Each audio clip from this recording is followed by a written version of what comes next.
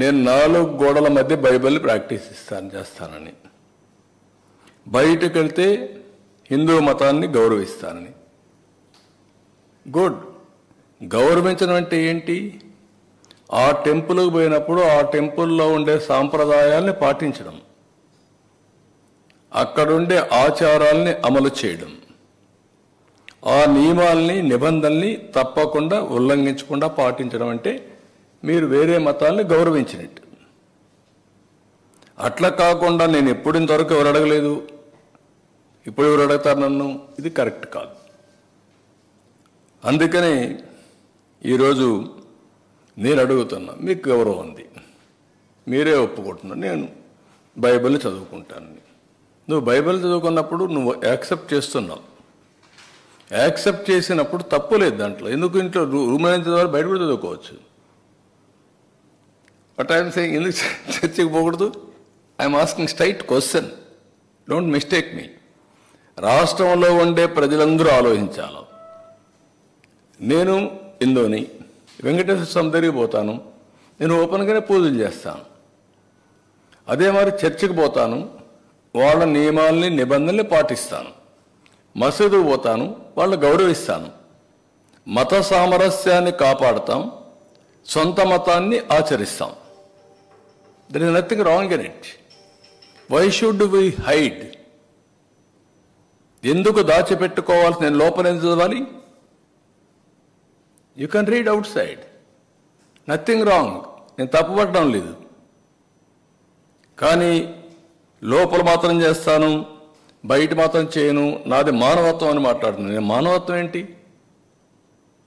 మత సామరస్యాన్ని కాపాడడం మానవత్వం కాదు. మీరేమంటున్నారు? నేను ఎప్పుడో చెప్పాను పాబ్లో ఎస్కోబార్ అని.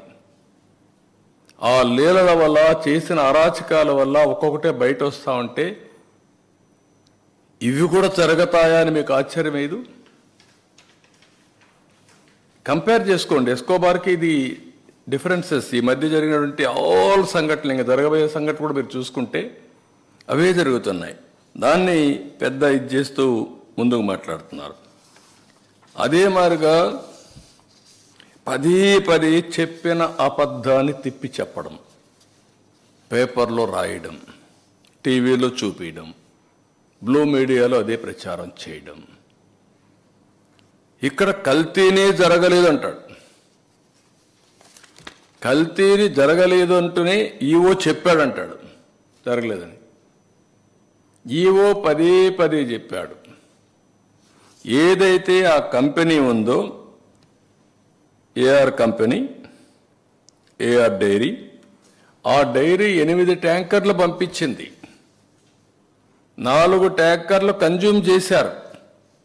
పదే వచ్చిన కంప్లైంట్ చూసిన తర్వాత ఈవో చెప్పినా వినలేదు కాబట్టి ఈ 4 ట్యాంకర్లు రిజెక్ట్ చేసినప్పుడు ఎన్డీడీబీకి పంపించారు, టెస్టింగ్ పంపించారు, ఎన్ఏబిఎల్ టెస్టింగ్. ఇది ఎన్డీడీబీ ఇచ్చిన రిపోర్ట్. ఇది మేము తయారు చేసిన రిపోర్ట్ కాదు. ఇది